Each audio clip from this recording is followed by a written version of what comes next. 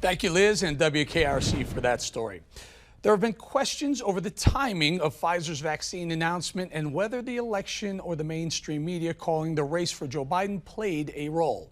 Joining now to discuss is Texas Congressman Babin. Congressman, thank you for joining us. Doctor as well. Sir, talk to us a little bit about that. You know, Operation Warp Speed has pushed a lot of the trials forward. I just found it odd. I think Ted Cruz even tweeted about it. I found it odd. 48 hours after the election, Pfizer says that they've got this vaccine with 90% efficacy.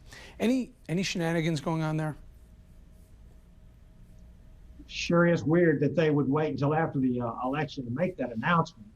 You know, all I can say is I'm elated to hear the news that they've got 90% effective vaccines. But I think it was so over the top to hear Governor Cuomo up in New York criticize that. And this is coming from a man who put COVID patients back into nursing homes and really was responsible for the deaths of many, many senior citizens up in the state of New York. And he says there was no mobilization, that the president had no plan, and the president didn't help. And amazingly, I guess he must not have been paying attention when the USS Comfort, the hospital ship that President Trump sent to him, was out there in the harbor there at New York City. Just over the top. This is more of the same things that have been going on. And ironically, the Democrats are asking us all to unite behind Joe Biden. It's the most fractured this country's been in because of these Democrats have been attacking our president for 4 long years. Probably the most fractured this country's been since the 1850s. Congressman, how do you go from here with this vaccine? Because I think it would be very, listen, do you call for a House investigation into the timing of all that went down? How does it work?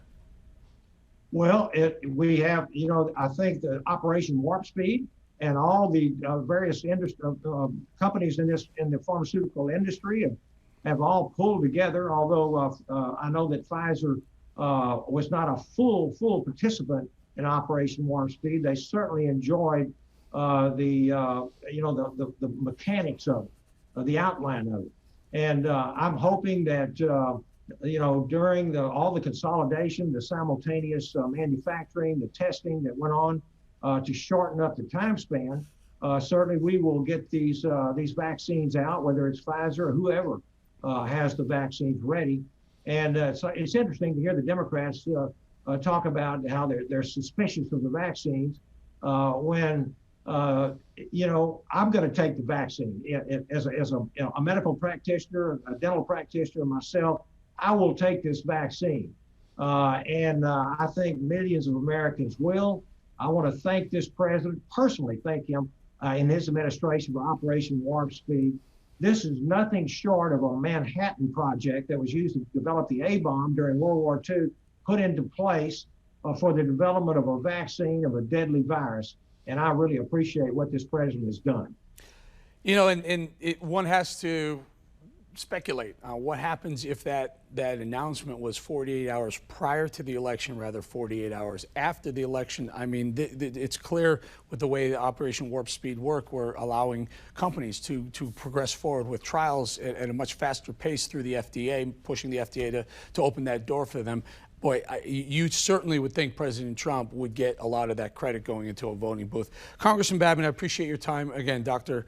Brian Babin as well. Appreciate your I would like to wish everybody a happy Veterans Day out there too. God bless. 100%, sir. Thank you. Thank you for anyone's service out there as well. Thank you.